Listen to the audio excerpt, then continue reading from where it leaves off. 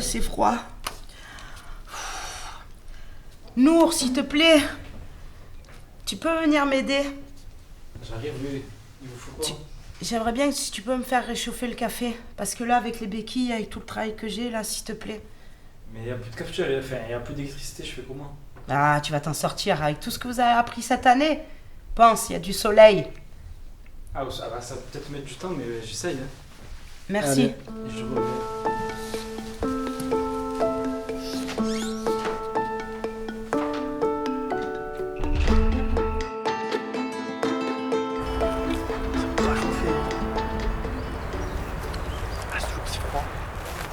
Nour, qu'est-ce que tu fais?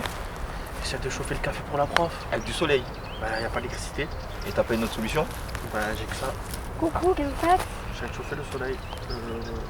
Le café. Café Et pour- comme ça, la lumière. Bah, tu as une autre solution, toi? Bah oui, attends des câbles. Tu sais faire quoi? On va faire quoi là? Mets ton doigt, ici, là. Dedans? Non, comme ça. Ça servira à quoi? Ah, mais c'est chaud. Oh, mes touches. Ah ouais? Je vous explique. Parce qu'en fait, les rayons du soleil, ils reflètent sur la parabole. Et ça concentre la chaleur au foyer, qui est ici au centre. Et Du coup, ça veut dire que si je fais ça envers le soleil et toi, Je tiens le café. tu le tiens ici, bien dedans, un peu, ça chauffe. ouais, exactement. Ok, bah faites-le. Merci. J'irai à la prof, c'est moi qui l'a fait.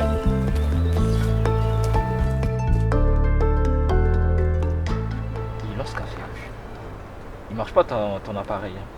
Bah, je sais pas, écoute, moi, c'est la prof qui m'a dit, qui m'a expliqué le concept et qui m'a dit C'est encore d'essayer. pire que l'idée de nous, avec le soleil, chauffer le café avec du soleil.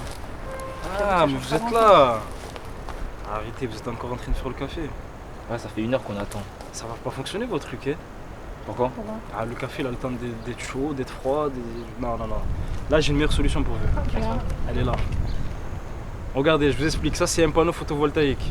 Vous voyez que ça marche directement. En gros, il y a le soleil qui tape dessus. C'est fait en silicium. Du coup, la lumière du soleil, elle va taper dessus, ce qui va produire de l'électricité. Voilà. Je pense que pour faire le café, ça va être plus rapide. Regardez, je vous laisse essayer, carrément. Bloquer la lumière du soleil, on va voir si ça va continuer à marcher. Vous voyez? C'est Ah avec ouais. le soleil, j'ai pas menti. Si on remplace ça par un capteur, grâce au soleil, ça va marcher. Pas avec votre truc là. Je pense pas que ça va marcher. Conseil, si vous voulez passer du temps encore sur ça, je vous laisse. Sinon, je vous laisse ça ici. Et vous vous débrouillez. Pardon. Là, c'est bon. Ouais, c'est bien beau, mais comment le brancher notre cafetière ça? Je sais pas. Il a laissé ça comme ça, il nous donnait aucune direction, aucune machine. En vrai, ce qu'il a dit, je sais pas pourquoi, mais j'ai un doute. De quoi? Moi, pourquoi? Qu'on peut chauffer le café avec les panneaux. Pourquoi tu doutes? Ouais, pourquoi? Bien sûr que ça marche. Tu as une preuve? Regarde, écoute. Là, je vais appeler quelqu'un. Ouais. Il a les réponses à vos questions. Ok. Vous pouvez lui demander ce que vous voulez. Moi, on m'a dit que c'était une spécialiste. Ok. On va lui demander, on verra. Je l'appelle, c'est bon? Ouais, vas-y. Bonjour. Oui, Bonjour. Alors, je suis avec des collègues et comme je sais que vous vous connaissez bien dans le panneau photovoltaïque, on avait des petites questions à vous poser pour... je m'y connais pas très bien au panneau photovoltaïque, mais j'ai un système chez moi. Il n'y a pas de problème. Bonjour, moi c'est Yuksem et je voudrais savoir depuis quand vous avez les panneaux photovoltaïques? Depuis 5 ans, je pense. Parce qu'en fait, je suis au Portugal, donc j'ai acheté une ruine. C'est un peu plus d'1 kilomètre du raccordement.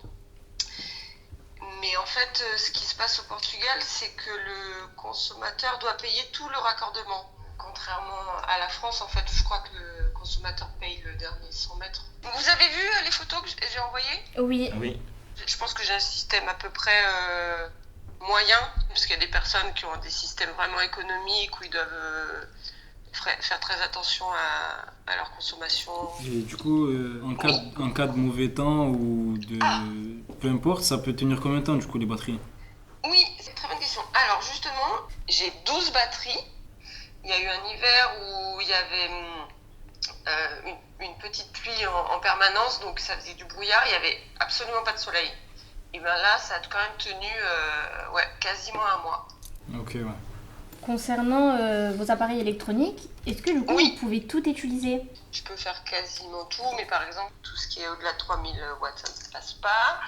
Tout ce qui a besoin de beaucoup d'électricité en très peu de temps.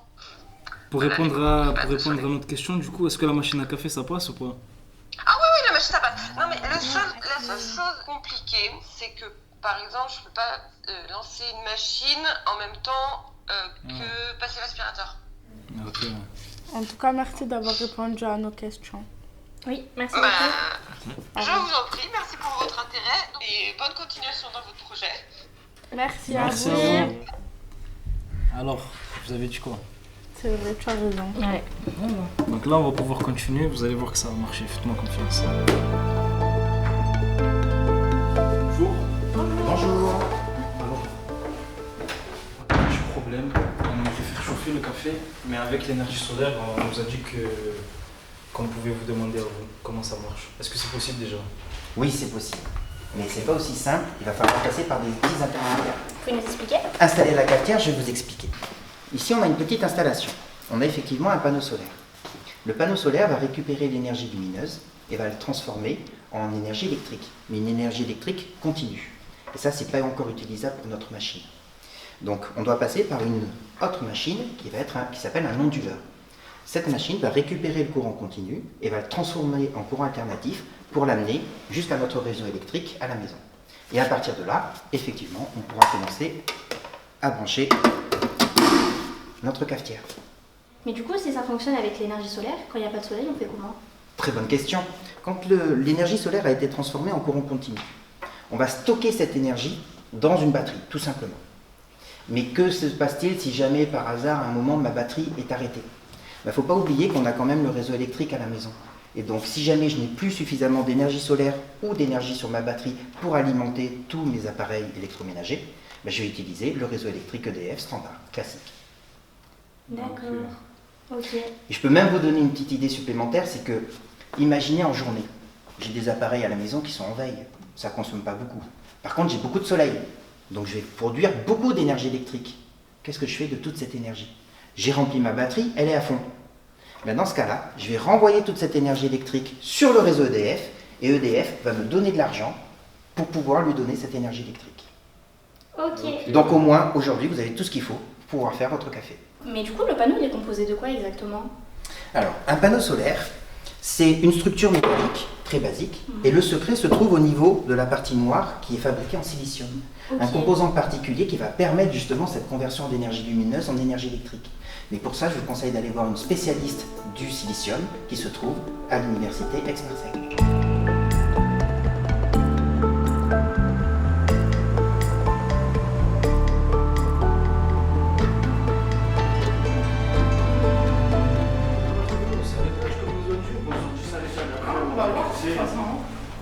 C'est qui? Il a cherché le CNRS, on a dit on cherche. Oui, entrez. Vous êtes bien Nathalie Oui, c'est moi. En fait, on est venu parce qu'on avait quelques petites questions à vous poser. Très bien. On fait des recherches à l'école sur on a un nouveau projet solaire photovoltaïque et on s'est permis de venir. Très bien. Ça ne dérange pas. Du coup, la première question, c'est comment on fait pour faire les plaques de photovoltaïque?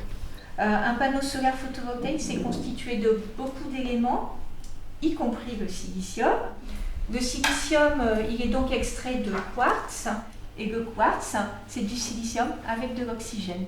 Et à partir de là, il faut arriver à avoir du silicium pur, à enlever tout l'oxygène. Donc ça, c'est déjà une première étape de purification.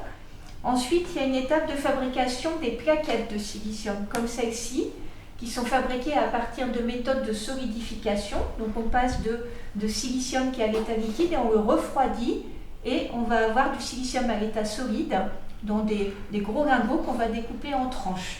Et c'est sur cette étape-là que je fais mes recherches, moi, pour essayer de comprendre ce qui se passe pendant la solidification du silicium. Parce que pendant la solidification, il y a des défauts qui se créent dans le cristal et ces défauts-là, ils vont diminuer la production d'électricité dans le panneau solaire photovoltaïque. Et ensuite, il y a encore une étape où on va déposer sur le silicium des couches pour mieux absorber la lumière. Et après, la fabrication, c'est de l'aluminium, un métal, et des plaques de verre, mais spéciales. Pour produire l'électricité, par contre, c'est vrai que pour les grands panneaux solaires photovoltaïques, ils utilisent de l'argent. Le matériau actif qui permet de produire de l'électricité à partir du soleil, dans la plupart des panneaux solaires photovoltaïques, c'est donc le silicium. Mais si je mets cette plaque-là au soleil, effectivement, à l'intérieur, à chaque fois que l'énergie solaire arrive, il y a des électrons qui sont excités. Mais si je ne mets pas de conducteur pour récupérer ces électrons-là, eh ben, on ne pourra pas utiliser l'électricité.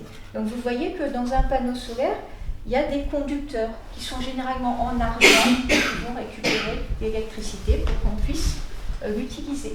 D'accord. D'où provient le silicium? Où on va le chercher? Alors le silicium, en fait, il est très abondant sur Terre. Hein. C'est un des matériaux les plus abondants de la croûte terrestre. Principalement, actuellement, ça vient de Chine. Donc même si c'est très abondant, c'est pas toujours facile d'avoir un bon approvisionnement. Et aussi, bien sûr, à chaque fois qu'on extrait quelque chose de la croûte terrestre, on va avoir des problèmes d'environnement. Il va falloir faire attention à ne pas trop polluer l'environnement. Est-ce qu'il y a une alternative au silicium? Alors actuellement, il y a d'autres matériaux sur lesquels on fait des recherches pour les applications photovoltaïques. Pourtant, le silicium, c'est celui qui est utilisé à 95% dans les panneaux solaires photovoltaïques. Mais pourquoi c'est le silicium qui est utilisé? En fait, en sciences des matériaux, c'est toujours une question de compromis. Compromis entre les propriétés qu'on cherche. Donc pour un panneau solaire photovoltaïque, on veut faire beaucoup d'électricité, le plus possible, avec la même quantité d'énergie. Après, il y a, est-ce que ce matériau est rare, justement? Est-ce que ça pollue beaucoup quand on l'extrait? Est-ce que ça coûte cher? Alors, on prend en compte tous ces paramètres-là. Est-ce que ça a une longue durée de vie? Et actuellement, le matériau qui correspond au meilleur compromis pour les panneaux solaires qu'on va installer sur les toits des maisons ou pour faire les champs solaires photovoltaïques, c'est le silicium. Est-ce que vous avez d'autres questions? Non. Non, c'est bon pour nous, merci. D'accord, très bien. Merci pour votre visite. À bientôt. Merci à vous, au revoir. En fait, j'avais une dernière question à vous demander. Il y aurait peut-être moyen d'avoir les étapes de la solidification? Ou une expérience en tout cas? Je peux vous montrer des C'est vrai? expériences si vous Ah voulez. merci beaucoup. Suivez-moi. Donc ici, dans cette pièce-là, on fait des expériences de solidification. Alors ce ne sont pas des expériences de solidification du silicium. Parce que le silicium, les expériences, on ne les fait pas au laboratoire, on les fait au synchrotron de Grenoble. Donc on se déplace à Grenoble. C'est parce que pour faire les images de la croissance du silicium, on a besoin de rayons X très intenses. Mais ici, on a une expérience qu'on utilise pour étudier la solidification des alliages métalliques. Alors on a ici un four de solidification. C'est fait de 2 zones chauffantes. Et ces 2 zones chauffantes, il y en a une qui a une température qui est au-dessus de la température de fusion des matériaux métalliques. Donc dans cette zone-là, c'est à l'état liquide, c'est un liquide.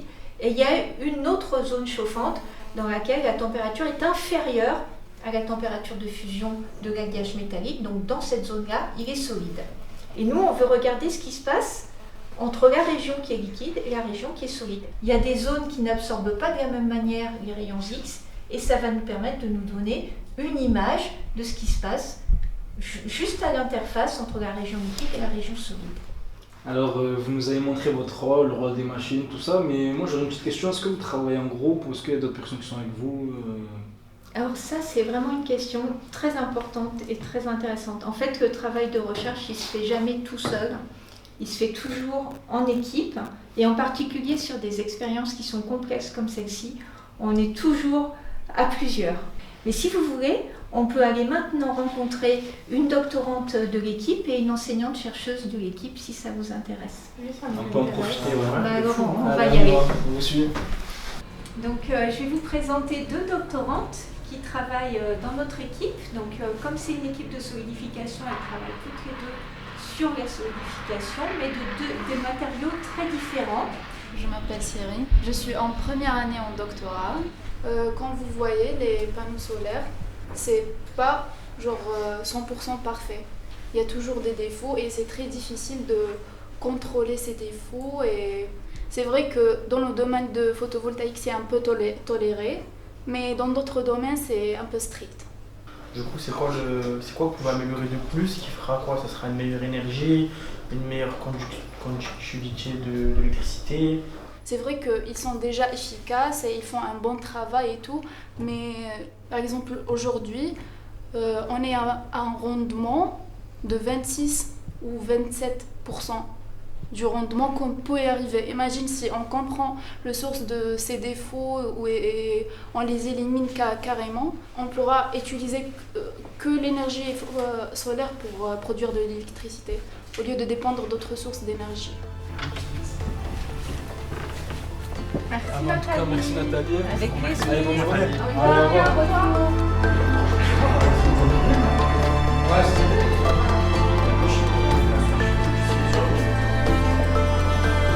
Ici, grave, on s'y plaît bien.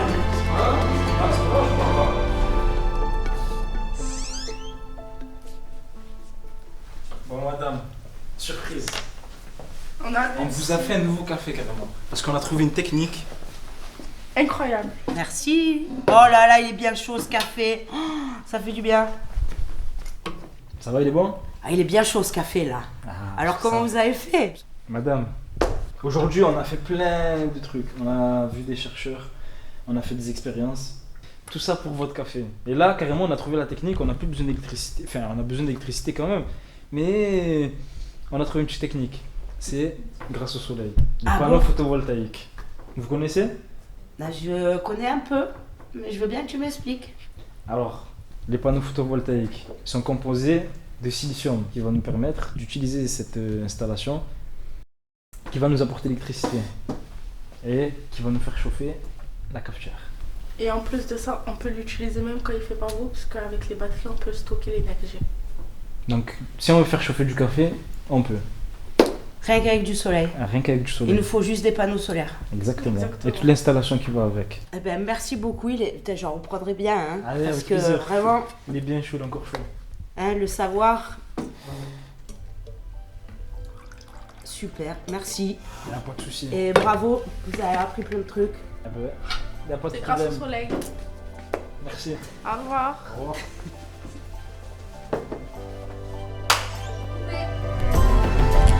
Bravo.